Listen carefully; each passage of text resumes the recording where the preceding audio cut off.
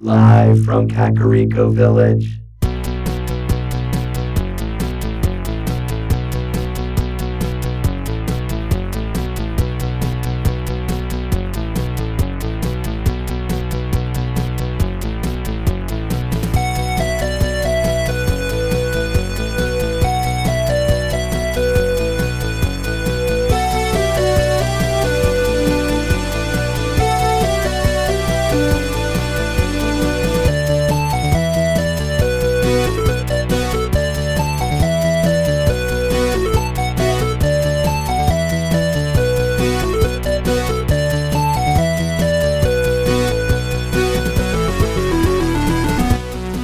Broadcast throughout the Retroverse, transmitted to the real world via a maze of wires connecting a Super Nintendo to a Wii, to a Wi-Fi network, and finally to the Internet.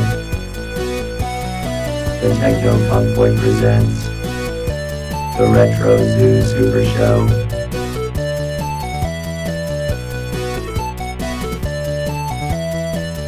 Now here are your hosts, Kai and Steven.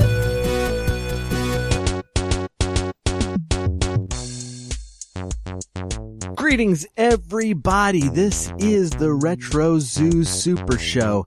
I am one of your hosts. Who are you? Me? No, the robot behind you. This guy, I brought him. I haven't given him permission to talk yet, but I'm about to set that setting. Hold on one second. Wait. This is Murd. Murd, introduce yourself. Murd? I am Murd. What is Murd? Murd loves to kill. Whoa. What? Whoa there, Murd. Hold on. Let me tone back the maniacal demon robot setting. Wait, there's a maniacal demon robot setting? Well, I brought him... Okay. This is mostly because of Drum and my relationship with Drum, and I know he's a part of the band and he's done so much, and I know you and I are both on a never-ending quest to bring Drum to sentience, to have him have a mind of his own, and I don't think unless he's confronted with the opposite of what we want him to be, will he ever truly reach his full potential. And so I created Murd. Oh, the opposite of Drum. Murd. I am Murd. Exterminate. Wait. Exterminate. Hey, hold on, let me tone that back a little bit more here. Okay. Alright, I've got him on the lowest possible murder kill setting. That's an external dial. What happens if, we mistake that for the oven? Well, he actually can be used as an oven. I actually cooked my toast in him this morning. Is that why there's a hot pocket in there? Yeah, you want it? Yeah, that'd be great. Here, hold on. I do not like him. Drum, Sure. it's fine. You're not gonna... I mean, Murd is not replacing Drum, right? No. Can he Murd, drum? Drum, you will always be special, and actually Murd is here to enhance who you are. He looks ugly. I am not ugly. Wait.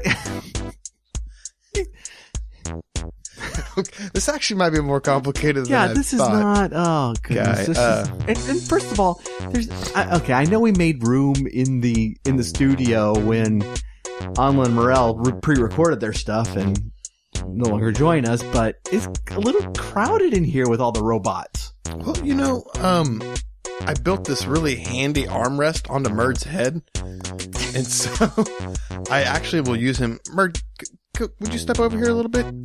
I do not want to. Murd, let me see. Desires setting off. Total slavery setting initiated. Wait, Murd, come that's another external dial. Come over here, Murd. Okay, This there is we go. Just way too convenient All right, to put your head right accidentally here. set him Yeah, look at that. to, evil rate 11. Well, I've got him on -1, and so he's pretty much benign at the moment. In fact, he won't even speak unless I ask him to, unless he did already speak when I didn't ask him to. Wait a second. I think there might be a glitch in the software. You obviously don't need me. I am leaving. Drum, no, we need Drum, you are murder. murder. No, I was saying murd. Like, you know, like I wasn't saying. The name is not good. We can call him murder. Listen. No, we can't call him murder.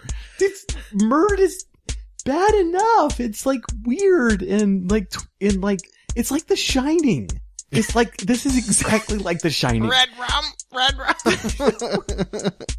Hey, The Shining does, look.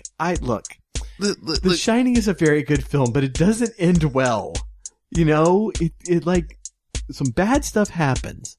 And I feel like I'm gonna be the cook that wanders into the building not knowing that there's a homicidal murd on the loose. Well, we're not calling him Jack.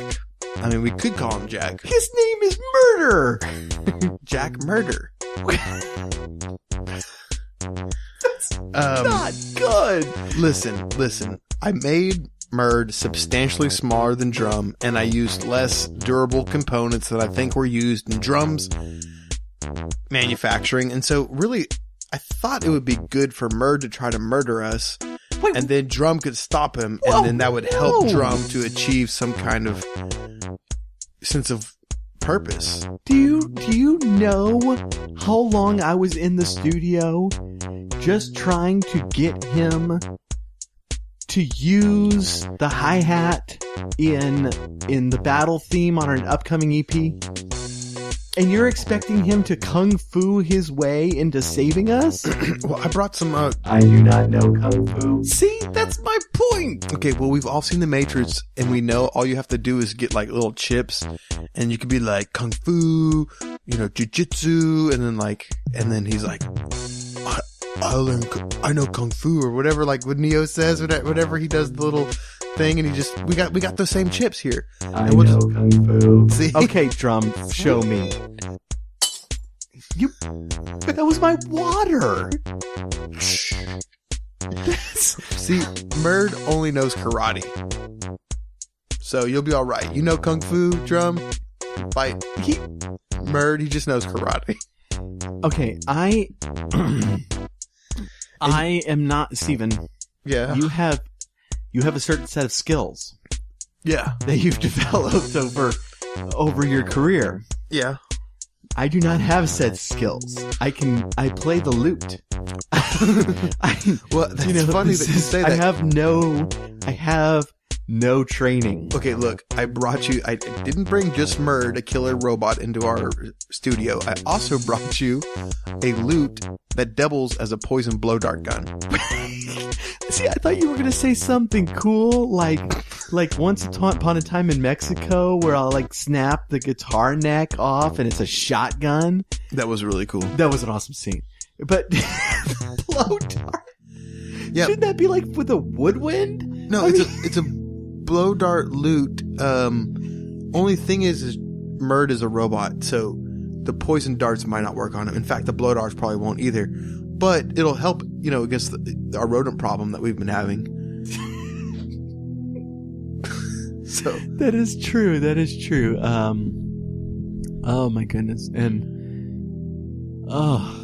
I just Murd, why don't you say something here for us? Tell us how you feel. I'm not a psychic. I want to consume all human flesh and crush Drum beneath my massive destructor feet. Okay, stop that. I know Kung Fu. Drum, quit that! Hey. You're breaking. Let's clear a space in the middle of the studio. Let's let him go at it. You knocked T onto the soundboard. Guy, I think they need to go at it full fledged. No. Look, I also knitted the special little pants for each one of them. Can you like tie up Murd outside or something? I refuse to be tied up. Can you just let him loose in the forest? I will not be let loose in the forest. Can you send him on a special quest? Murd, We want you to go out and murder as many rodents that are infesting our property as possible. Affirmative. He's pretty quick on those. Wow, that was good. I actually didn't think you would agree. I think I can take him. You cannot take him. Where did you find him? I built Mert on the mountain. Oh my goodness. I had to channel my extra energy somehow. After I completed my missions, I felt the desire to create a massively underdeveloped killer robot who could one day challenge Drum for his position as the band drum machine creature. So why didn't you make him a drummer instead of like a murderous robot? I mean, because he's not meant to win, really. I know Drum was originally, programmed to be evil, but we've spent a long time getting rid of that. But it was all just code, and it wasn't from Drum. It was us, like, kind of asserting our dominion over Drum. Drum, close your earmuffs. So... Where did he get the... I didn't even know he had those. Well, that's when I want to talk about you-know-who. Mega Man. See, I would have... Okay. You know what? The earmuffs work. So I'm not going to complain about him. I was going to say something sarcastic, but I'm trying to not do that anymore. I feel like I'm having a negative influence on the show when, and then I chastise myself for that. And then I come in and you're building killer robots. Well, that's what happens when you don't have me on a show. You were gone. No, dude. That I was totally available for the Toys R Us show, and I wanted to even make a cameo. That's true. And you were like, "No, it's me and Anla. We're just gonna go on our lives without you." So, yeah, it's awkward. Murd comes from that. It's a little awkward with you and Anla though, since you announced on air that you wanted to marry her instead of me, and I think. You know what? I was having a weird day that day. I think we could chalk that up to the tea that Drum makes was a little too strong. Goodness. Oh, this show. It's like, I wanted you back, and I missed you, and...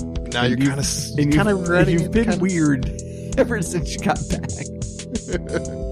Oh, okay. Well, Mert is gone. Hopefully he gets lost in the forest.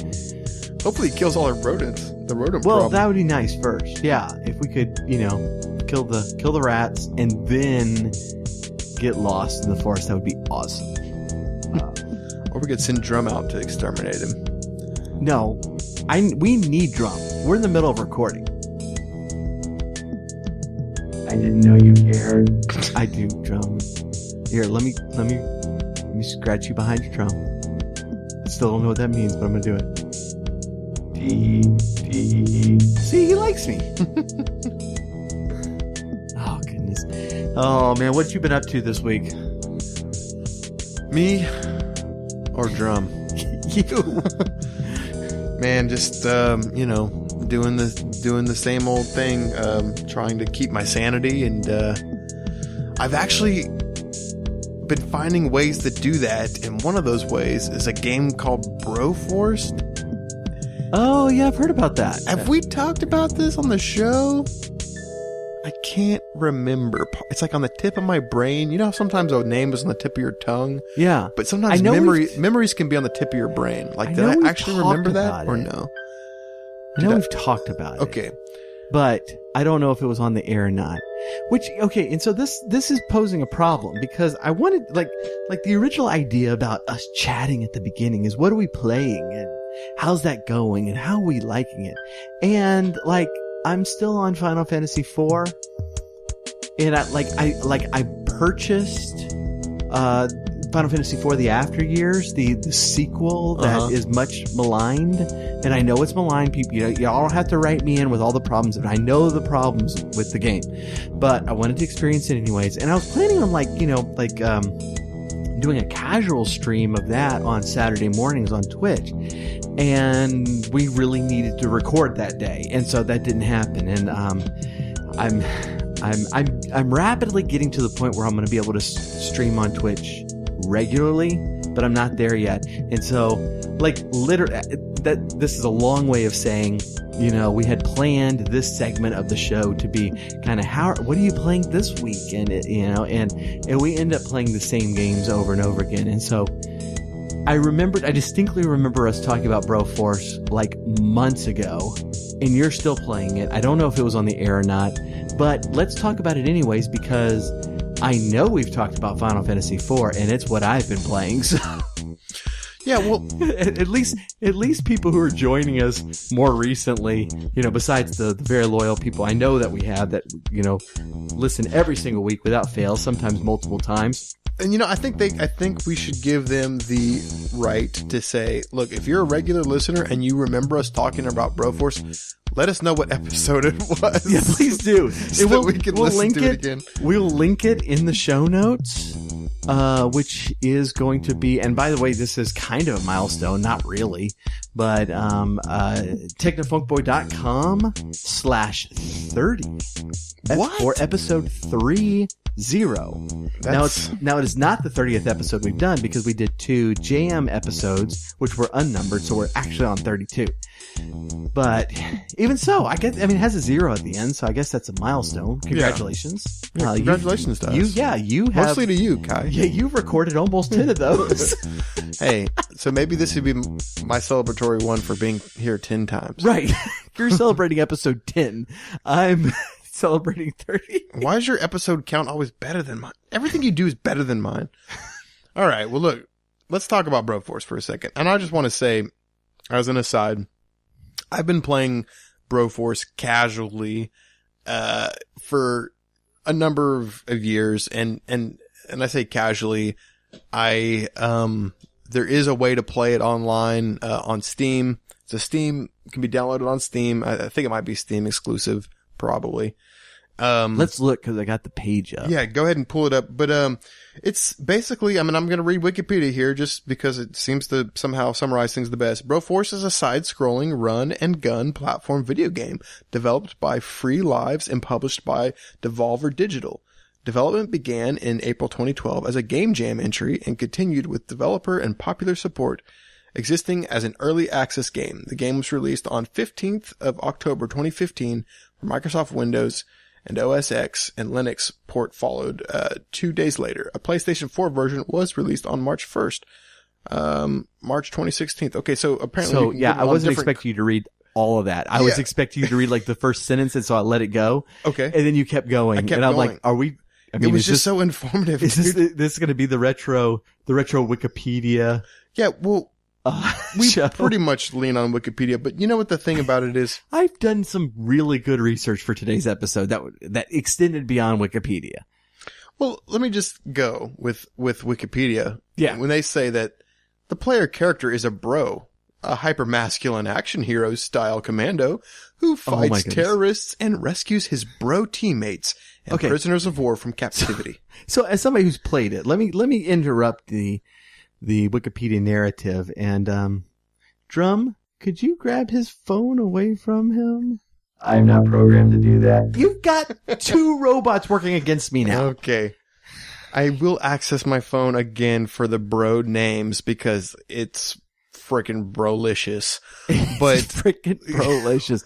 No, I pulled them up right here. So yeah, and this is the part that I was interested in, because there's a lot of, like we were talking about earlier, this kind of revival of the side-scrolling action games, or the side-scrolling platformers. Right. That it's certainly, one of the big problems with game development today is that it takes so much time and so much manpower. We're going to start talking about a game here in the next few weeks that literally gets made by a handful of people. And that's the kind of the way things were back in the 80s, but now it takes hundreds of people sometimes to make a game, and years of development. You think about it, though, the way the entertainment industry is moving. Okay, for instance, we look at Hollywood and we look at the blockbuster films and things like that, and we see, they have these massive grossing weekends, and they break these records. They continually break records, but overall, Hollywood and people standing in line at movie theaters, that's kind of becoming a thing of the past. Now, why is that?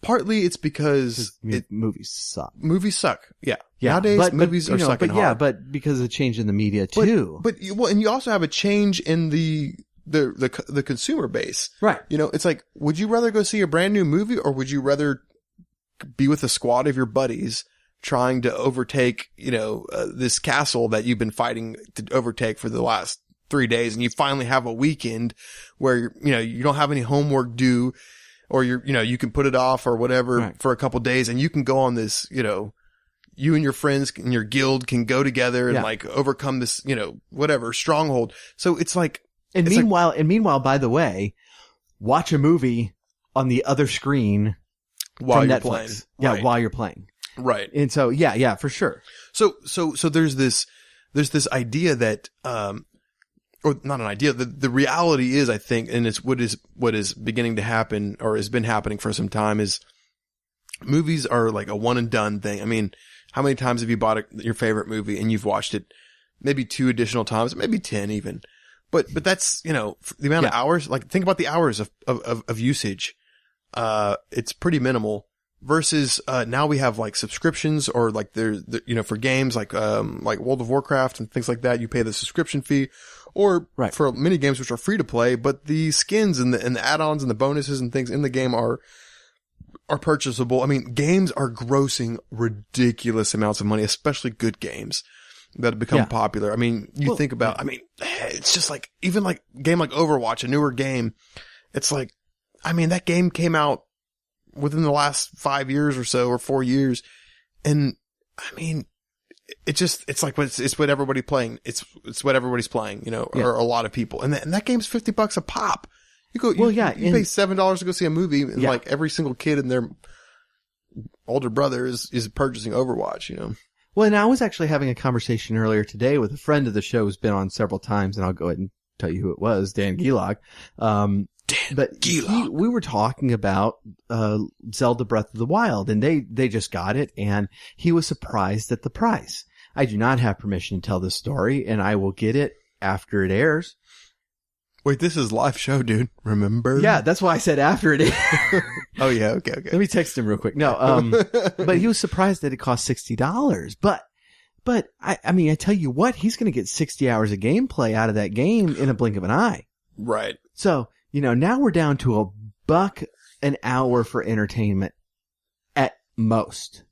And that's a pretty good value proposition when you consider, when I go see the new Avengers movie, I'm going to drop $11 on it, and it's going to be 2.5, 3 hours, and that's $4 an hour. Well, and I get candy. That's $12. In the popcorn, I usually spend a minimum of like $40 at the movie theater on candy and popcorn. Right. And then I usually am sick, and that's just a small popcorn. Yeah. Well, that's a large popcorn refilled 3 times, but that's a good value proposition. I try to get my value, but then the value goes down the toilet like halfway through the show. Well, yeah, literally. And in the next few days too, it's like just the value's just shooting out everywhere. Family show. A little bit too much information, but it's the danger of trying to get the value out of food. One day we'll have to remove the clean rating on ours. One day I thought you were gonna say one day we're gonna have to talk about the gastrointestinal dangers of the movie theater. No, I think we might have just talked talked about that though. So we do not have to have that conversation. No, but I think the thing is, okay, so for instance, even good games, like there's several Blizzard games, and I'm not going to get into a Blizzard rant, but StarCraft is now free to play. StarCraft 2, and then they have Heroes of the Storm, which is another. It is a MOBA, a massive a multiplayer online battle arena. It's also free to play, and like there are many games now that are free to play or very, very cheap, and you're going to get hours of entertainment, especially the games that are competitive. Yeah. And so I guess what I'm saying is that you have, I don't know where we started, but the bottom line is like cinema is kind of near dead, compared to what, or at least it's past its golden age. and we have interactive gameplay, you know, the video games and especially, just multiplayer games are, and also, you know, the single player, RPGs, you know, that are streamed on Twitch. This is the future, basically. And so, I feel like this show has been embracing this transition. And I think that, you know, if I can say so myself, I think, well, and for Kai, I mean, I'm not really touting my own genius, but Kai he's kind of placed himself on the cutting edge of entertainment industry. And I think that he's in for, I'm jumping in right on Twitch, you know. He's in 5 years after I should have. Yeah, 5 years delay, man. Like, but you're still cutting there. Cutting edge. I'm at the rear of the cutting edge, but cutting edge nonetheless. Yeah, and so podcasting, you know, years after Serial made it mainstream. No, but it's still legit, man. And like, I think the thing is like, so like Broforce. It's what we started with. Like, man, there's some games out there that require. And I think this is where this all started. Okay, I'm remembering. Yes. So it all started with. I'm also going to interrupt you after this statement because I'm going to take a left turn on you that I did not warn you about, but I'm going to take a left turn on you. But should I finish my statement? Yes, go for it. Okay, because the whole like but be prepared. Left turn a coming. Okay, now that you're saying that, I'm starting to see the snake eating its tail. So this whole thing is coming back together with the snake eating its tail, and the bottom line is.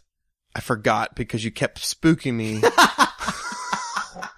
Dude, I had like this great, dude, wait, hold on. It was 2D platformers and 2D action games. No, yeah, I know, but it was like, we were talking about, the fact that you spend all this money on a video game, like the budget for a video game is ridiculously high, but the amount of money that these people are making from some of these games, like Breath of the Wild or whatever, it's redonkulous. Yeah, in a lot of them. I mean, in a lot of them, $1 billion game. But the attraction of and here's the thing about this is that are these games is like the new platforming games that they're spending gazillions of dollars on in development, in years in development with hundreds of people. Are these games better than Mario 3? No. Well, you just jumped at no really fast without any analysis. But I'm going to go with you on that. Look, you can throw up like Game of the Year type stuff. It's like, you know, like, okay, is Breath of the Wild one of the best Zelda things? All accounts say yes. But the average game, you know, we're spending tons and tons and tons and tons and tons more money on them. We're getting A-list actors in there. You know, we're getting, you know, really good voiceover and stuff. And are the games better? Are they more fun? And a lot of times, no. And I think the online developers, the indie developers are realizing it's like, we don't have to have everything fancy to make a good game. We can do it with a room full of people instead of a building full of people, you know, on a budget and make it a blast.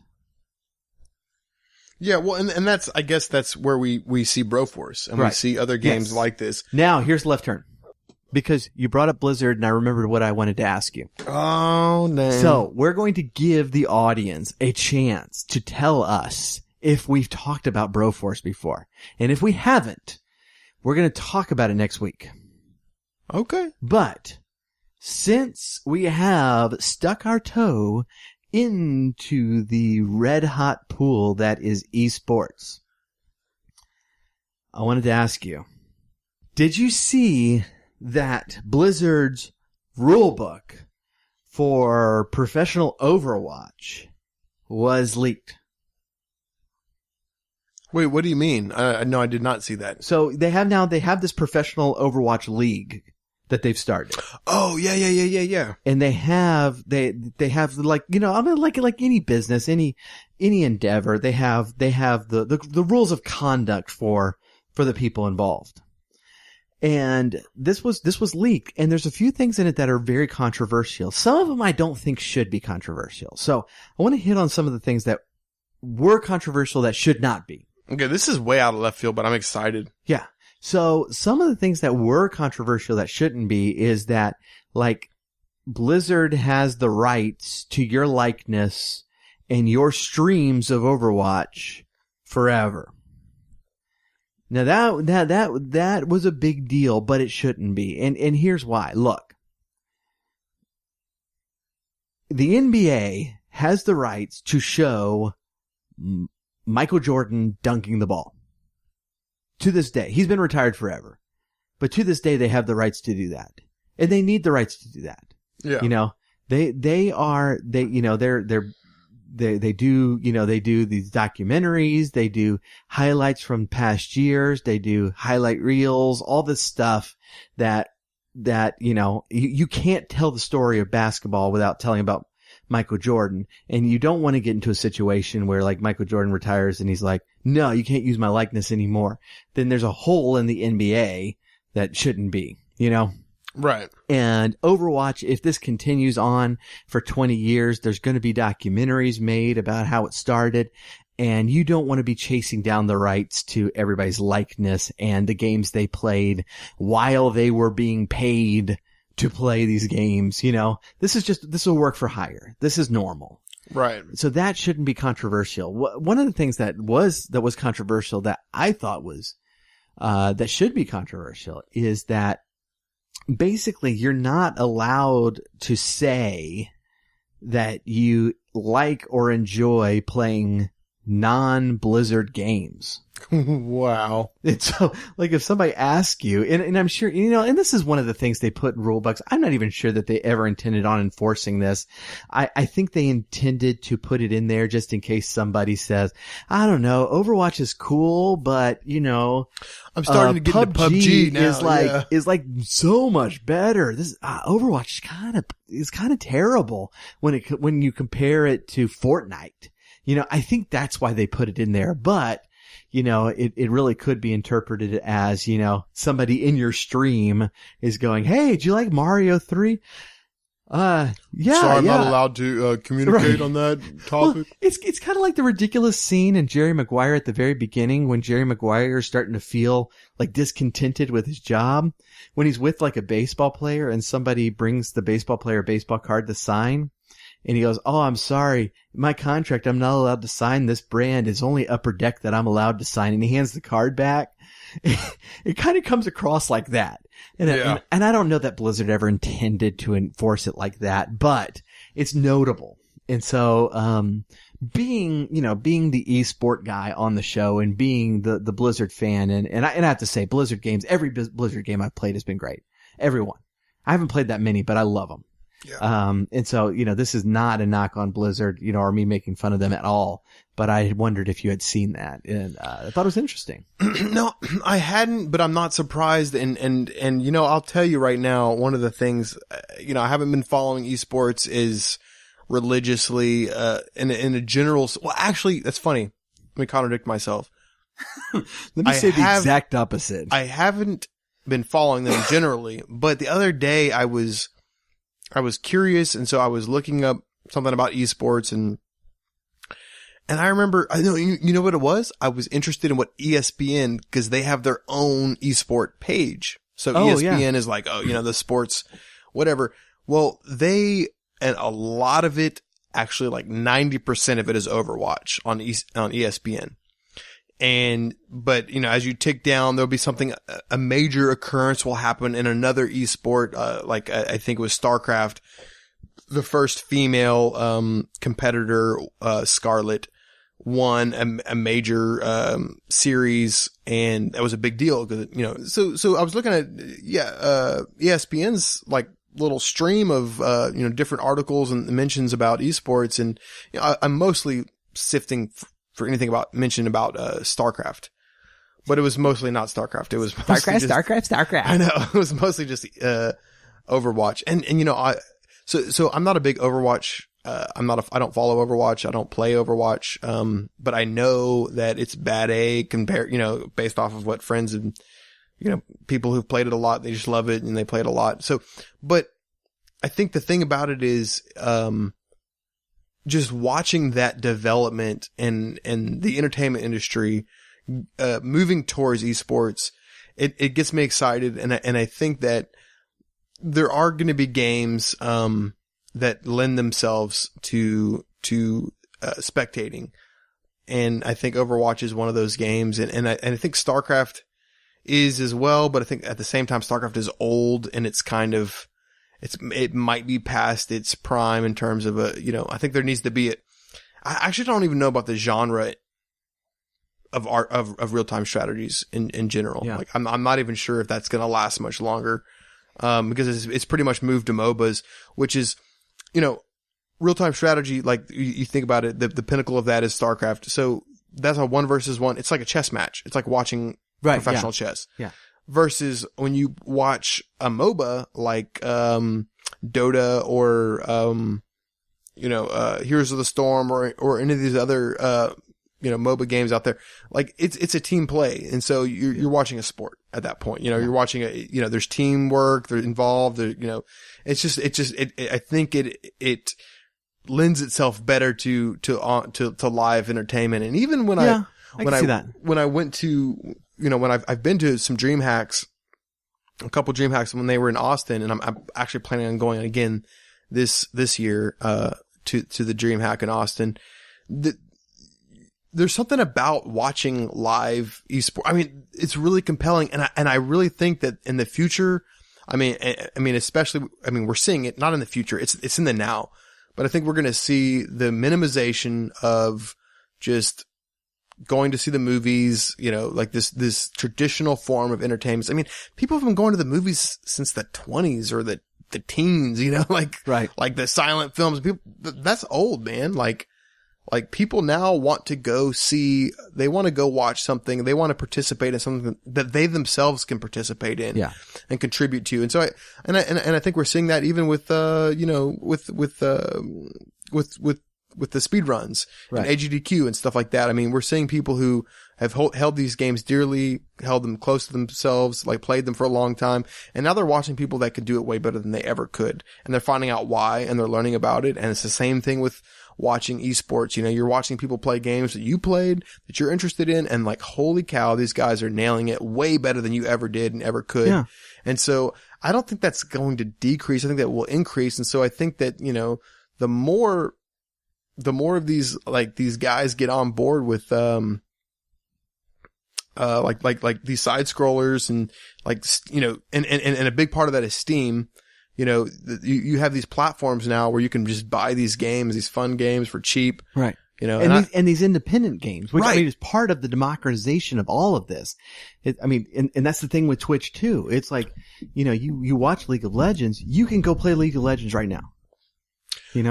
Well, I can set up, I can watch Final Fantasy IV and I can set up a stream, and now I'm streaming Final Fantasy IV. And if I'm entertaining enough, people are going to watch me. And if more people watch me, I can get paid for it. And it's just about me having the ability. And it's the same way with game development now. It's like, if you have the ability, if you have the creativity, you can get it up on Steam and make a lot of money off of it. Yeah. Well, and I think that in this growing, economy of gaming and entertainment, this kind of renaissance that's going on, I think there's going to be a place for us, Kai, the game philosophers. Cause I feel very philosophical talking about all this stuff. If we survive Murd, then maybe that will be the case. But we do need to get to our break. And so we have not forgotten our topic today. And our topic today is actually JRPGs, and what in the world are they? Oh man. So please do tune in for that. In the meantime though, if you are interested in my Twitch channel, it's at TechnoFunkBoy. Please do visit our website, technofunkboy.com. And we did just set up our Patreon page. If you do believe in what we're doing and want to help us continue that, please do consider, donating to that. We do have some free music coming up. We do have some special episodes that are going to be Patreon only going up in the near future. And so please do jump on that. But in the meantime, we will jump on a break and come back with a little JRPG action. He comes in the night, seemingly out of nowhere, a blur of yellow whose only mission is justice. His name is already legend, but the reality doesn't quite line up with the myth, and we're about to find out exactly how wrong we've been about him. He is the Yellow Canary.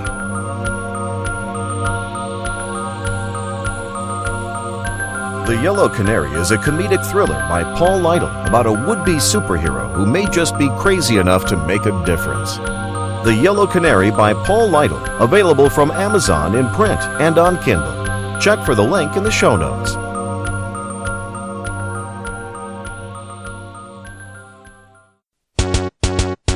We're back. Welcome back. All right, so JRPG. Bird, what are you doing? I have caught all the rodents that you requested Why are you and bringing them? eviscerated them. Why are Their you guts bringing are them now here? dangling out of their abdomens, Oh. and they are in horrific pain. Steven. Oh my. Drum, are you able to do anything? No. Steven, can you do something? I'm speechless. Maybe I should take Murd out. Yeah, Mert, can you go Get- outside with okay, Steven oh, for he's just dripping a little bit? I'll rodent entrails. cover while you're gone. Okay. I'm sorry. Kai, I'm sorry. it's I fine. don't usually No, say it's fine. sorry. It's I don't good. usually say sorry. Drum, initiate subroutine, clean up disgusting, horrific mess Why is of that a murderous robot. Why is that a subroutine? I just thought we might need that in the future. How long have you been preparing this? Since before the mountain. Oh. All right, I'm going to take Murd out of Okay, here. You, please you, do, you yeah, just all keep right. going. You just Okay. keep going. I'm going to take him out and clean him up. JRPGs. What in the world was I talking about? Okay, deep breath. Oh, good. All right. Well, we wanted to talk about JRPGs a little bit because the topic is going to come up here in our next series quite a bit, and I wanted to give you an idea of, if you don't know already, kind of how JRPGs and Western RPGs and tabletop RPGs differ, and so I think this story really starts with the tabletop RPGs and the early days of Dungeons and Dragons and that sort of thing, and that really developed pre-video games, or at least mostly before video games were sophisticated and detailed enough to really even attempt to recreate that sort of experience. And with the tabletop RPGs, everything is happening by description, and perhaps with some maps, perhaps with some illustrations to assist things. But what you're really looking at is words on a paper and words being said to describe what's going on, and your mind fills in the rest. And it gets this title, role-playing games, because you step into a role to play the game. And you normally create a character, and you give that character different abilities, different attributes, and you play that character according to those statistics that you set about. And so all these numbers gets distilled into a game. And that really lends itself to the computers, because what you're doing is just algorithms. It's just math. You kind of fill everything out with all these descriptions of what's going on, and and this is the type of enemy, and this is kind of what they look like, and this is the situation you're in. But when it comes down to the battle, the dice roll is the random number generator, and that is compared to different sets of numbers to figure out what happens. And so it was pretty early on that people started figuring out that this is very similar to what we can do in a computer game, where these numbers can translate directly into the computer experience. The trouble is, of course, is technology and memory space.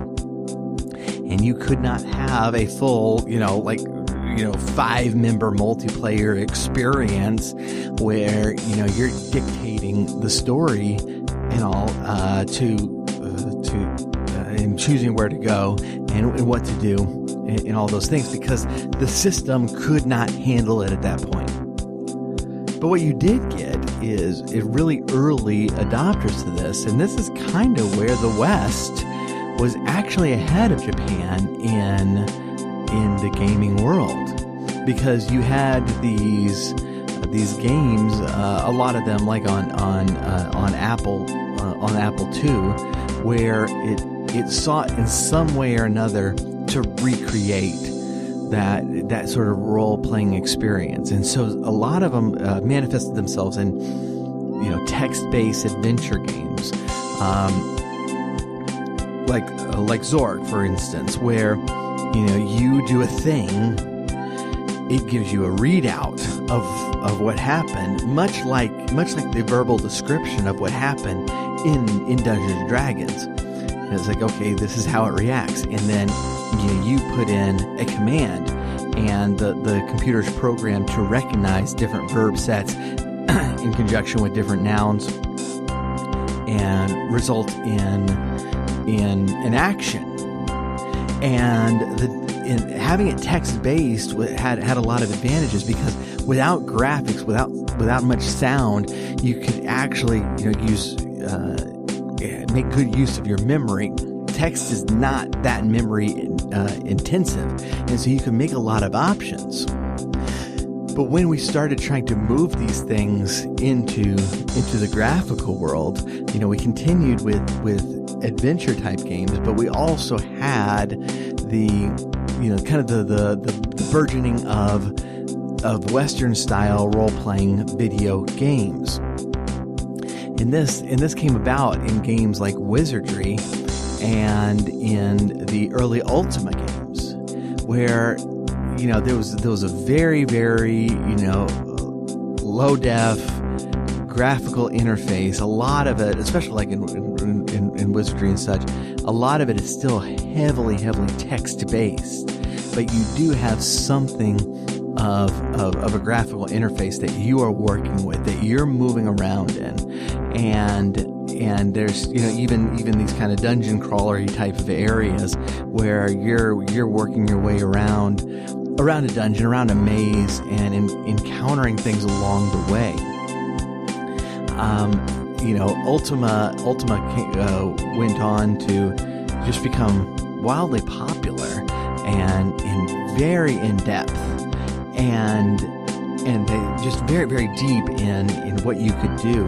And I really think it was kind of culminating in Ultima 4, where it was taking that kind of you creating a character and playing the character in a way that you decided to play it, into this really complex virtue system where you are trying to perfect these virtues in different situations, and you have to make choices along the way. It's like one of the first adopters of kind of the alignment system. Well, these are the elements that have just kind of persisted in Western style role-playing games. Taking off of Dungeons and Dragons, you have your own character creation, and as much as possible, you have branching paths, so you can choose your own way. You can choose your own responses.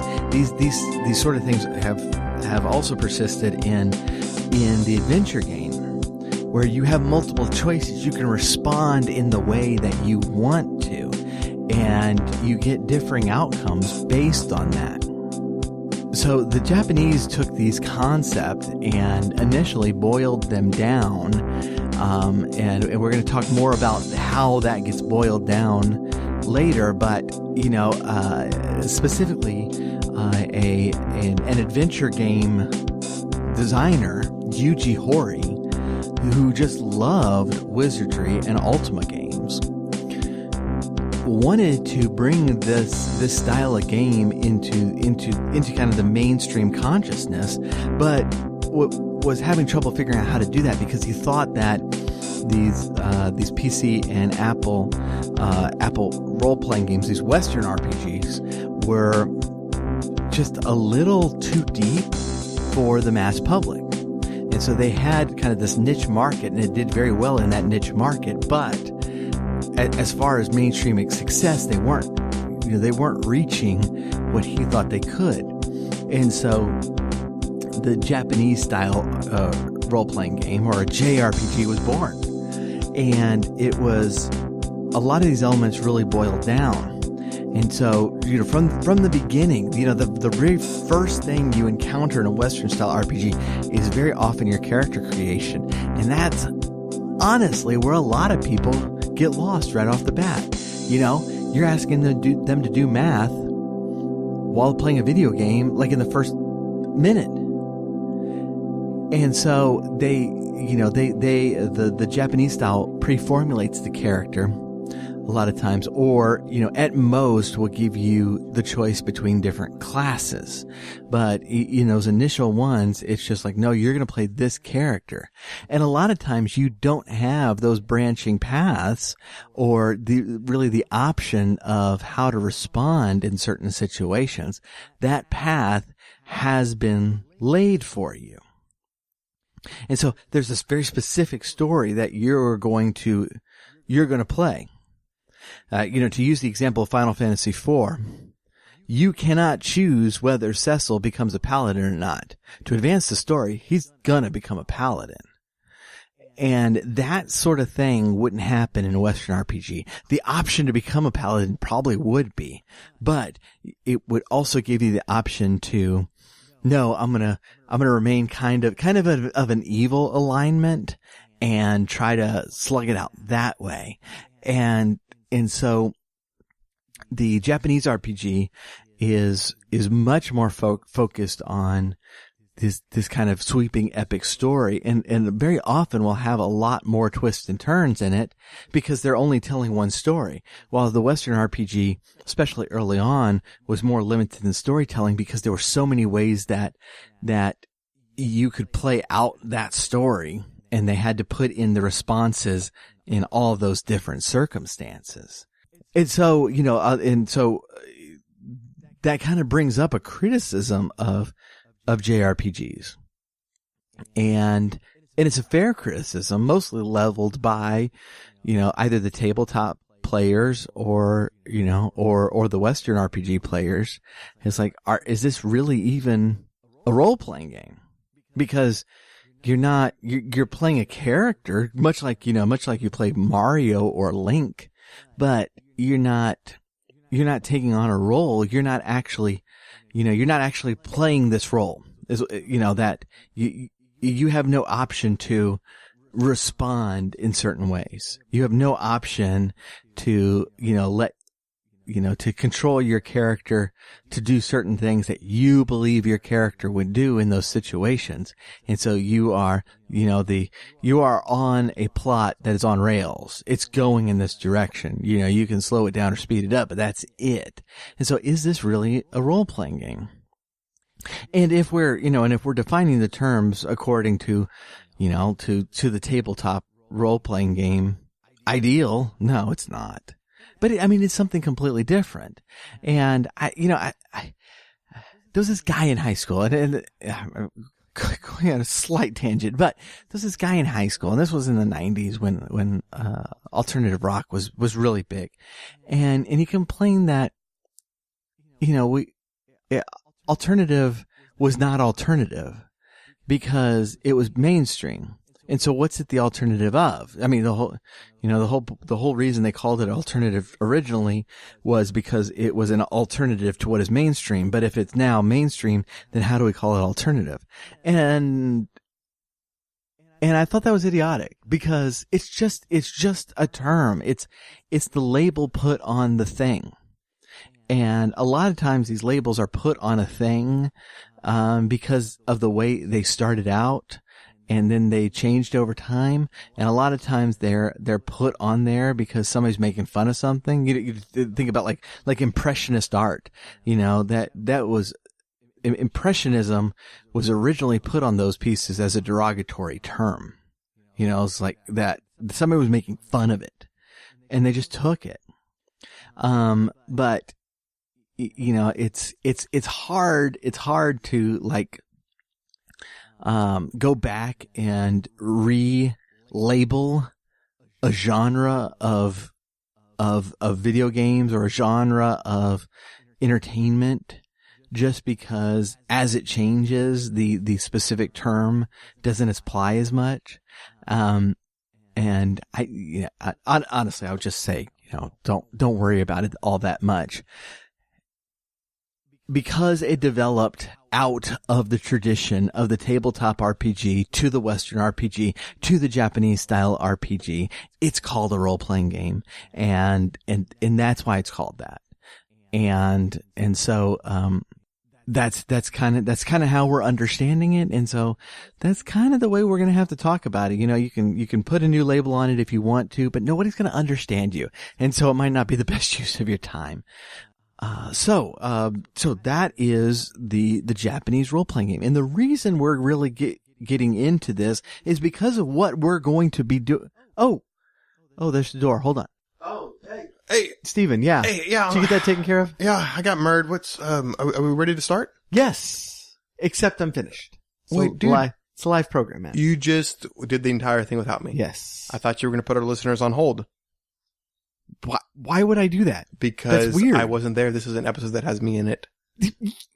That's weird. All right. I'm feeling awkward and kind of used. All right. Like I was just here to serve murder. I tell you what. Okay. We will do, we're going to close off this program, and then you and I, we're going to do a special program right afterwards where we repeat all the same information, just so you could be there. Okay. Sounds good? That actually makes me happy. Great. Okay. Well, thank you all for joining us. I really do appreciate for all of you that do come back every single week. We really appreciate you. We know that you have been telling friends and family about us. We've definitely seen it. We appreciate that. We just please do continue to do that. And, if you do like the program and want to consider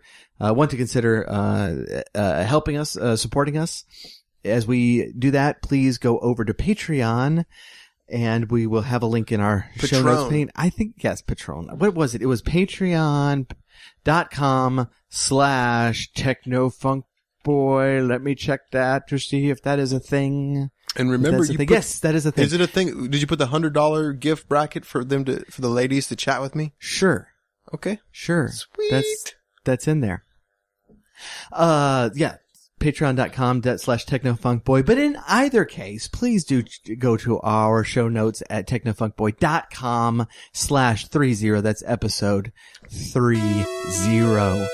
We do appreciate it. Thank you so much. And we will catch you next week. So all of this, to give you a little heads up, the whole reason we were establishing this is to start talking about one of the most important JRPGs of all time, and we're going to spend some time on it. And I'm really excited because we got some special stuff coming up for y'all on this topic. And so please tune in next week, just to give you a little hint of what we're going to be talking about.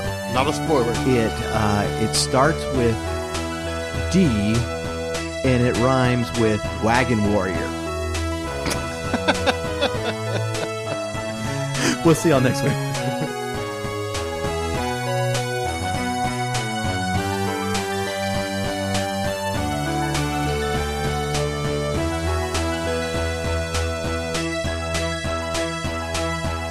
The Retro Zoo Super Show is brought to you by the Techno Funk Boy. Follow us on Twitter at Techno Funk Boy, on Facebook at the Techno Funk Boy, and sign up for our email list at technofunkboy.com. Also look for us on Spotify, iTunes, and Amazon for music. If you are so inclined, please leave us a 5-star rating and review on your favorite podcast catcher. If you are not so inclined, you are obviously some sort of villain trying to conquer the world. Unowned music and gameplay clips are used for educational and critical purposes. Thank you for listening. Keep gaming. And once you have responsibilities that need to be done at this time, then you can game later.